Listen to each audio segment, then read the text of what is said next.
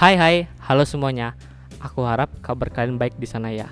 Kali ini adalah kesempatan pertamaku dalam dunia podcast dan aku akan memberikan kepada kalian informasi yang tentu saja bermanfaat buat kita semua. Sebelum jauh ke sana, aku ingin memberikan sebuah panggilan ya buat kalian supaya tidak asing dan tidak ada jarak di antara kita. Walau saat ini kita hanya via internet atau via teknologi, tetapi jarak di antara kita ini tidak terpisahkan oleh adanya teknologi. Aku akan memanggil kalian future people. Jadi topik yang aku bahas kali ini berhubungan dengan masa depan kita. Tapi sebelum jauh ke masa depan, tentunya pasti ada masa lalu kan, kayak kamu dan dia. Sebelum jauh membahas di masa depan, aku akan flashback ke beberapa ribu tahun yang lalu. Ada istilah yang kita kenal biasanya dengan society. Untuk saat ini sudah dimasuki oleh Society 5.0. Sebelum jauh, apa itu Society 5.0? Kan harus tahu dong. Kalau ada 5, pasti ada 1, 2, 3, dan 4. Oke, Society 1.0. Society 1.0 diawali oleh manusia untuk berkembang biak untuk meneruskan hidupnya. Tentu mereka membutuhkan makanan. Cuma pada saat itu belum ada seperti teknologi, belum ada GoFood, Grab dan sebagainya. Kalian tahu nggak apa yang mereka gunakan? Tentu saja mereka berburu untuk menghidupi kehidupan sehari-harinya. Mereka menghabiskan binatang yang di sekitarnya. Sungguh kejam, bukan psikopat. Ini adalah pemburuan, yaitu memburu hewan di sekitar yang dapat dimakan untuk dijadikan sebagai lauk sehari-hari. Selanjutnya, 2.0. Tidak jauh berbeda dengan sebelumnya. 2.0 ini lebih di bidang pertanian, yaitu mereka dapat mengirigasi lahan-lahan. Mereka dapat memberikan tanaman kehidupan dengan menggunakan alat seadanya, tentu saja di tanah pada saat itu. Dan selanjutnya adalah 3.0. Di 3.0 ini manusia menggunakan mesin listrik untuk memproduksi bahan-bahan mentah yang ada, atau saat ini kita bisa kenal dengan pabrik. Selanjutnya kita masuk ke 4.0. 4.0 ini diawali dengan komputer.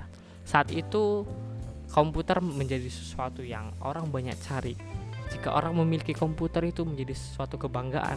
Untuk mendapatkan sebuah teknologi, baik komputer, HP, membutuhkan kerja keras yang luar biasa. Namun di saat ini kita akan masuk ke poin 5.0. 5.0 tentu saja tidak terlalu jauh dengan 4.0, yaitu AI. Artificial Intelligence ini sering kita temui sejujurnya di kehidupan kita sehari-hari. Mungkin yang ada di benak kalian ketika pertama kali mendengarkan AI adalah robot. Robot ini merupakan salah satu dari Artificial Intelligence. Kalau salah satu, berarti ada yang lain dong. Ya, betul sekali. Apa yang kalian gunakan untuk menonton video ini itu merupakan AI di dalamnya. Ketika kalian mencari konten YouTubeku ini, kalian pasti menggunakan kolom pencarian. Di kolom pencarian kalian akan mengetik dan kalian akan men-type apa yang kalian suka. Dan setelah kalian tutup kembali aplikasinya dan buka kembali, akan keluar beberapa konten yang sesuai dengan yang kalian suka. It's not about magic. Ini adalah Artificial Intelligence. Bagaimana teknologi, terutama di bidang kolom pencarian ini atau di sistem ini, bisa mengerti apa yang kalian butuhkan. Tidak 100%, tetapi mereka berusaha sebaik mungkin.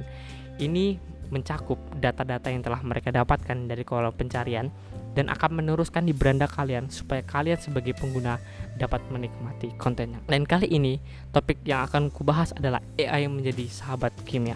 Dan tentu saja menjadi sahabat memiliki sebuah hubungan yang sangat dekat. Terus apa hubungannya AI dengan kimia? Aku memberikan sebuah contoh. Aku pernah menonton sebuah video di YouTube ya. Ada seorang anak di Jawa menghasilkan robot untuk membantu pekerjaan para orang-orang di laboratorium, terutama di bidang kimia. Tentu kalian tahu bahan-bahan di laboratorium sangat berbahaya. Oleh karena itu, anak ini menciptakan sebuah robot yang dapat membantunya untuk menggunakan bahan-bahan yang ada tanpa melukai tangan-tangannya ataupun seluruh badannya. Tentu saja di dalam robot itu terdapat bahan-bahan kimia, baik dari aluminium dan sebagainya. Tentu saja dengan bahan kimia dapat menghasilkan alat yang berguna untuk melakukan eksperimen guna untuk kemajuan industri kimia. Industri kimia merupakan salah satu industri terbesar di dunia. Kenapa dikatakan industri kimia sebagai salah satu terbesar? Karena 96% bahan untuk melakukan manufaktur merupakan bahan kimia.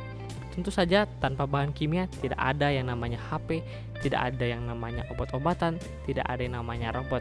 Karena di dalam itu semua ada bahan-bahan kimia, dan bahkan di kehidupan sehari-hari kimia selalu ada mendampingi kita. Contohnya di makanan dan sebagainya. AI menjadi salah satu bagian yang terpenting yang dapat menghasilkan kimia. Tentu saja AI menjadi salah satu komponen yang paling penting untuk menghasilkan benda-benda yang dapat berguna untuk kelangsungan hidup manusia. Dan dalam hal ini, kimia menjadi salah satu yang terdepan karena selalu memanfaatkan teknologi yang ada, dan teknologi itu pun tergantung kepada kimia. Selain itu, terdapat banyak robot yang ada di pabrik-pabrik yang saat ini sudah digunakan untuk membantu proses manusia dalam menghasilkan barang.